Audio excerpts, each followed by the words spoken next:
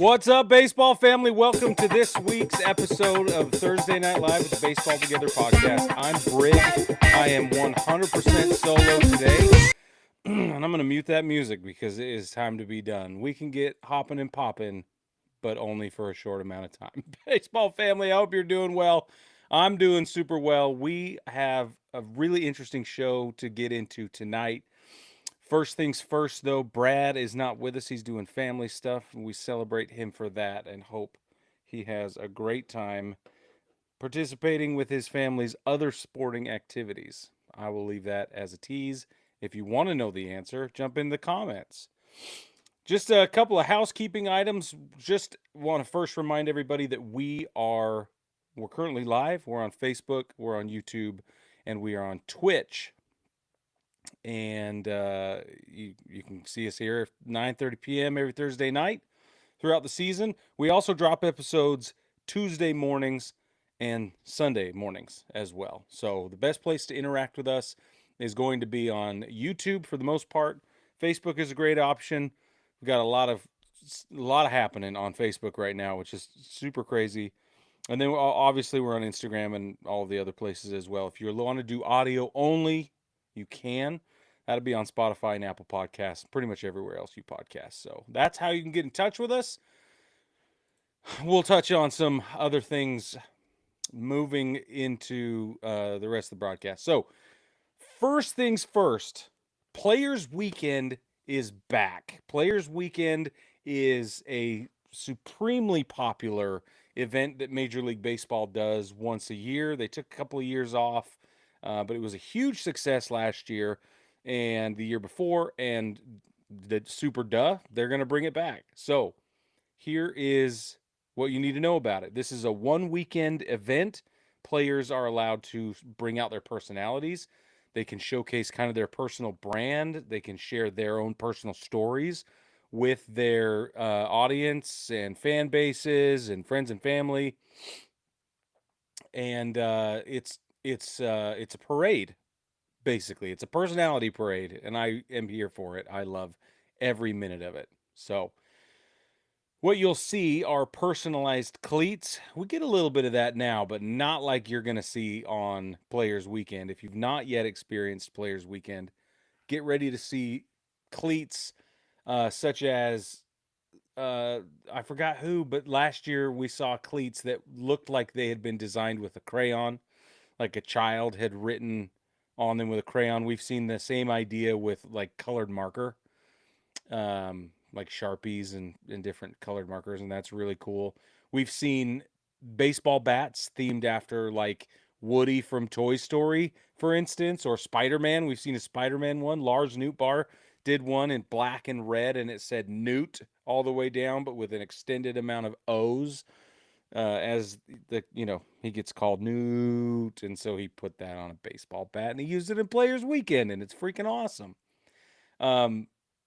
So stay tuned for that.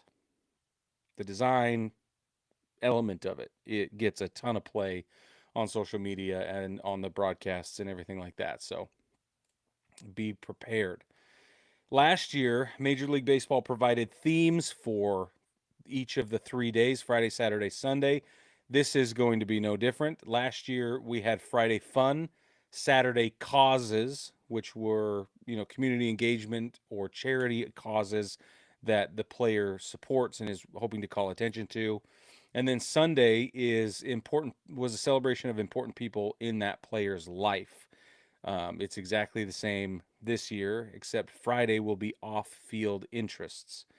So this year's Friday off-field interest, Saturday will be causes that they support, and then Sunday will be, again, appreciation for the people who assisted them on their journey to the big leagues and, kind of got them to where they are. So I think it's awesome. Very excited about it. This year's Players Weekend will be August 15, 16, and 17, Friday, Saturday, Sunday. So that's how you can that's where you'll need to be if you want to watch. I read somewhere that the viewership alone just in broadcasts were up 30% from the same weekend in 2023 to 2024. So they're hoping for another significant bump in viewership, and that means money, right? Obviously. So, and then they auction. The cool thing about all the gear that they use is then they auction it off, oftentimes, and they'll donate the proceeds to charities and community engagement efforts. So, that's really cool. Players Weekend. Stay tuned for it. We got to move on and talk about the Rockies. And it's a crying shame that we have to keep talking about the Rockies, but we do, because they are, we've officially played 50 games. And as such, 50 games into the 2025 season, I think the one thing we can all agree on is that the Rockies are worse than anyone could have imagined. They currently sit 8-42. 8 wins, 42 losses. Today's loss to the Phillies puts them in second place for the worst 50-game stretch to start a season. The first 50-game start, the worst of all time, number 2. Okay, the third worst 50-game start to a season is the 1904 Washington Senators, who went 9-41. This year's 2025 Rockies 8-42 is number 2. The number 1 spot are the 1895 Louisville Colonels. They lost 7 games, or they won 7 games and lost 43 games to open the first 50 games of the 1895 season. So, stick that in your trivia back pocket, why don't you? The Rockies have currently a negative 159 run differential. That puts them on pace for a negative 515 run differential as of this morning. For just a bit of context, Baltimore, who is playing terribly right now and has been inexplicably terrible this season, they currently are the next closest team, and their run differential is negative 85. That's the next closest. That's how bad the Rockies are offensively. Negative 159 and on pace for over 500. Negative 500 run differential. Unbelievable. Their team's collective ERA sits at 582. Their starters are boasting a 686 combined ERA right now. That is just, I don't even, if you have one player on your starting rotation that has a 686 ERA, either something is wrong in the acute form, adjustments need to be made, and then everything will level back out, or you're getting DFA'd. Like, that's just, there's no way a team with any hopes or chances of making it to the playoffs is going to retain a starting pitcher with a 686 ERA, and their entire starting rotation is combined for a 686. That, to me, is unreal. They are 3-13 in division play, and no other team in the NL West is playing below 500 right now. As of right now, the Rockies are on pace to win 26 games this season. That would give them 136 losses. That would be the worst ever. That would be the worst ever. That would make last year's White Sox look that much like not so bad, right? Not that much better. I guess that's not the way I want to say it, but it would help them not look so bad. So, according to Colorado Community Media, which is it looks to me like an independent community sort of journalistic effort, right?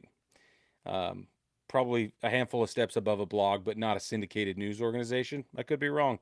Correct me if I am, baseball family. Jump in there and let me know. But anyway, the Colorado Community Media, they have listed a handful of ways to enjoy the Rockies despite the terrible performance and on-field product. One of them is to come out to see your other favorite players and teams, right? Another one is that if you show up 2 hours before the ball game, then you can get $3 Coors Lights, 12 ounces. You can get them for $3. You can also get 16-ounce craft brews for $6. 2 hours before the game. As soon as they sing the national anthem, though, both of those prices jump $10. So it's a $13 12-ounce beer, and a 16-ounce craft brew now goes to $16. So the argument they made in the article I read was hilarious. They were like, just show up early, and then if they're getting butchered 20-0 by the 7th inning, like, what do you care? You get out of there, right? And you got some real cheap beer in the process. I thought that was hilarious. They also suggested you could focus on promo games. The promo schedule, slap that thing on your fridge and find out when all the firework nights are, or the buy one get one deals, and bobblehead nights or whatever, and head out to the ballpark for reasons other than simply watching baseball. And I will say, as a big fan of minor league baseball, which is a tease, we'll get into that in a moment. As a big fan of minor league baseball, sometimes it's okay to go to the ballpark and not, be all that concerned with the situation on the field. Their performances don't always have to be the main focus. I know Brad, I can hear Brad roll his eyes from here. He's like, I go to the ballpark. I want to watch baseball. It's like, yeah, I know. I get it. And I do too. But there is room for just going to enjoy the atmosphere and the situation and the people you're with and things like that, which I think he would agree with as well. But sometimes that's the only reason I'll go, and that's okay. So seats, I've seen seats at Coors Field right now as low as $5. You telling me you could for $10 you can get a ticket and a beer, and a couple extra bucks you get a hot dog? Go to the ballpark. What do you care? Unless you don't want to support the ownership group and you want to strike or boycott going to the game, which makes sense. Go read that article if you can find it. It's not hard to find. They had another suggestion I will save because we are a family-friendly show, but it was absolutely hilarious, so go check it out. The Yankees are going to be in town starting tomorrow. They're going to do a 3-game set Friday, Saturday, and Sunday. That will be potentially very rough. Who knows? Depending on who shows up, how they show up. But in Denver, the way the Yankees have been hitting the ball, could be rough. So get ready for that. The Rockies then leave home for a road trip. They're going to be at the Cubs for 3 games in Wrigley. Then they're going to be in Queens playing the Mets for 3. And then they're going to go down to Miami and play the Marlins for 3. Can you imagine that road trip? That is a really intense road trip for a 9-game set.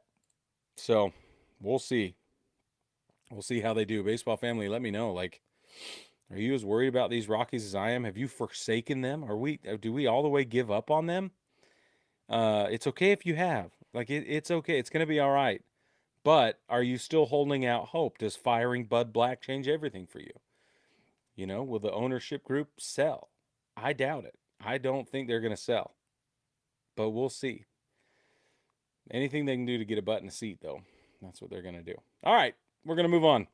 Last thing, and then we're going to get into the broadcast schedule for the weekend. John Oliver is a comedian, and his comedy, like it or not, gets people's attention. He's got a special on HBO. It's called Last Week Tonight. It's like perfectly suited for my generation, right? It's exactly the type of comedy that we dig. And John Oliver, he's British, right? He's been living in America for however long, but he's British, and he dove into minor league baseball recently on one of his recent episodes. And what he said was, he says minor league baseball is, quote, both incredibly special and inescapably stupid in the very best way. I'm not sure how I feel about that. I want to know how you guys feel about that. It seems like such a backhanded compliment, but also it's hard to disagree with. I don't know. I wouldn't say it's stupid. Obviously, I have a bias toward baseball in general and minor league baseball in particular. But I get what he's saying, and he's doing it for the ratings, and that's fine too. So, what he got into promotional schedules, and he highlighted some of the zaniest ones that he could find. He got into uniforms and team names, and that brought him to, like, he's a huge Trash Pandas fan now, according to the way he sold it. And how can you not be, honestly? So what he did is he invited teams to petition for the opportunity for a full rebrand. He says that he is going to throw as much time, energy, and professionalism, because they're crazy on that show. They do a lot of research. They are really thorough. And he says they're going to put all of that energy and all their resources into researching a team's city, history, the community at large, etc. And they're offering them a full rebrand for any minor league baseball team. They asked the teams to, sorry, I'm getting redundant, but they asked the teams to apply and petition, arguing why they deserve a rebrand. They had 47 teams in minor league baseball apply through John Oliver's show to do a rebrand. 47 teams. Um, dude, this is crazy. The teams were required. There were 3 rules. You cannot ask any questions, number 1. Number 2, you cannot give us any notes. They don't want your input at all. And number 3, you have to do what they come up with if you agree to this. So after a certain amount of time, John Oliver gets back on the show and announces that the Erie Seawolves have won themselves a rebrand. Oliver said, quote, "They wrote to us with a list of 11 good reasons to pick them, one of which was the Seawolves play baseball nowhere near the sea. That's a problem, Erie. We can help you fix that." The Seawolves sold $500,000 in merch last year alone. They have been the Seawolves for, I think, 9 years or something like that. I'd have to go back and look. But they've been the Seawolves for long enough that it has become entrenched in the community. People are buying the merch.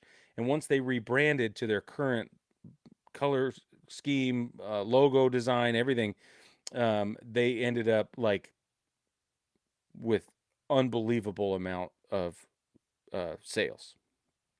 I think that was 9 years ago, 8 or 9 years ago. So it'll be interesting to see how they compare what they received from John Oliver's team with, to what they've got now. They are also, interestingly enough, back-to-back Eastern League champions.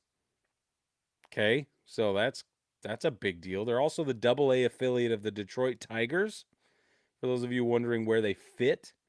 Now, here's the kicker, okay? Major League Baseball executives do retain final approval authority on this, because of course they do. Here's what I think is going to happen.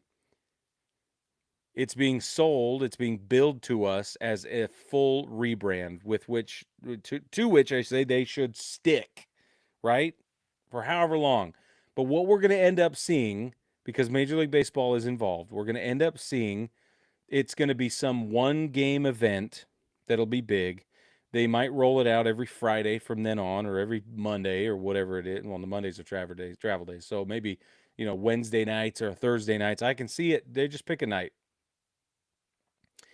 And instead of it being a complete overhaul, they're gonna pigeonhole it into a fun one-off thing that kind of lingers, and that's wrong. That's wrong. I think that ruins the entire thing. I think it ruins the experiment. I think it's going to sour the experience for the fans. I think the teams will shy away from anything even remotely like this in the future if that's what happens. So even if that's not what's supposed to happen, I'm pretty sure Major League Baseball will get involved at a level that will push it that direction. And again, I don't think that's the right answer. I think that based on what I've seen of last week tonight with John Oliver's show, they are really thorough. They do a good job of digging and researching. So if that's the case, if they really are going to bring that much energy to rebranding the Erie Seawolves into whatever they could become, I mean, it could be the best thing ever, right? But I worry that Major League Baseball gets involved and says, "No, hold on. Before we get any further, here's a couple things you need to know." And then Oliver and his team go, "Oh, okay, whatever." And then they pull a hammy and they do, they phone it in, and it's like, no, stop. So I am super skeptical, but I am also exceptionally hopeful. I need this to be a win, because if it is, it will set up lots of other opportunities for the future, and that could be really cool. We'll see what that means. Okay. All right, that's enough of that. Baseball family, don't forget that we are available on Patreon. If you like what we're doing, that's the best way to support the show. Jump into patreon.com, search Baseball Together, and check out the 5 tiers of support that we have available. $1 all the way up to $500 a month worth of support. But Brad has promised a lot of things that apparently I'm supposed to be doing if and when somebody decides to sign up for the $500 a month tier. But again, for as little as $1 a month, you can help us out, and it'll go a long way to help us doing what we're doing. Okay, national TV schedule for the weekend. Okay, all times are going to be Eastern time moving forward. Friday, MLB TV's free game of the day will be Miami traveling to Anaheim to play the Angels. That'll be at 9:38 p.m. Your Apple TV Plus doubleheader will have the Dodgers at the Mets at 7:10 p.m. and then Arizona will be in St. Louis at 8:15 p.m. Again, that's Apple TV Plus. Those are Friday nights. Saturday's game, MLB TV's free game of the day, features the Phillies in Sacramento playing the Athletics. That's at 10:05. FS1, Baltimore will be in Boston at 4:10. And Fox, your doubleheader on Fox, it's not a doubleheader, rather, because depending on where you are, check your local listings. On Fox, you'll get either the Dodgers at the Mets or Cleveland's baseball club playing the Tigers, 7:15 p.m., depending on where you live. Okay? You'll get either one of those. Sunday, MLB TV's free game of the day on Sunday is the Kansas City Royals will be in Minnesota playing the Twins. That's at 2:10 p.m. Your Roku game on Sunday features Cleveland's baseball club in Detroit, 11:35 a.m. And then your ESPN Sunday night baseball game will be the Dodgers at the Mets at 7:10 p.m. Okay, series to watch. If we were going to watch games this weekend, these are the games we would go to, and we would use SeatGeek to get our tickets. You can too. Heading over to SeatGeek.com, you can use code BASEBALLTOGETHER. That'll save you $20 off your first order. That's Baseball Together, one word, at SeatGeek.com to get your tickets to the biggest games this weekend and anytime. SeatGeek, the official marketplace of Major League Baseball for tickets, the official ticket marketplace of Major League Baseball. All right. Brad is going to watch the Mariners and the Astros. Super duh. He's a Mariners fan. I knew that was going to happen. Royals Twins he thinks is interesting. Yankees Rangers. O's Red Sox out of pure curiosity. Now, I hate to break it to you, Brad, but the Rangers got swept by the Yankees already. Sorry, pal. It was sweet. Although today's was a nail-biter at 1-0. I am going to watch the Yankees at the Rockies because super duh. Why would I not watch that? Yankees fan, launch pad. Did you hear the team's ERA collective? Okay. All right. I do also want to watch the Mariners and the Astros.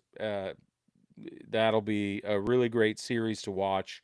The NL or the AL West has some crazy stuff going on. They're always crazy. This series is always crazy when these two teams meet. There's a lot of history there. So I also think Cleveland playing Detroit is going to be great. Great. Emmanuel Clase is back in action. That dude, he is back to where he is supposed to be. It's really exciting and up against an exciting Detroit team. It'll be great. And then last, I know they're getting prime billing. I got it, but it's for good reason. The Dodgers at the Mets, that will be a terrific series. It should be a terrific series. Those should be good games with great storylines, lots of personality, lots of implications for the playoffs. Very excited to watch that. All right, last thing.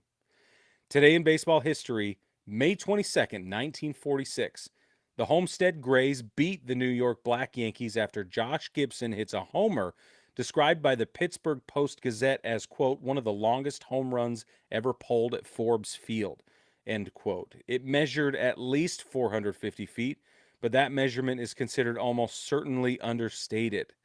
And based on what I've been able to research about the depth of four fields, center field lines or walls, it certainly seems entirely possible that 450 was just plain wrong by less than what it should have been. How do you say that, Brad? Was short. That's a conservative estimate. That's what I meant to say. All right, baseball family, thank you for supporting the show. We can't do it without you. We don't want to do it without you. We're grateful that you're here. Don't forget to like, subscribe, rate, and review the show anywhere you're able. Brad wants me to put the music on. Oh, yeah. I got the music going. Don't forget to like, subscribe, rate, and review anywhere you're able. It's going to be a good time. See you on Sunday. You guys are freaking awesome.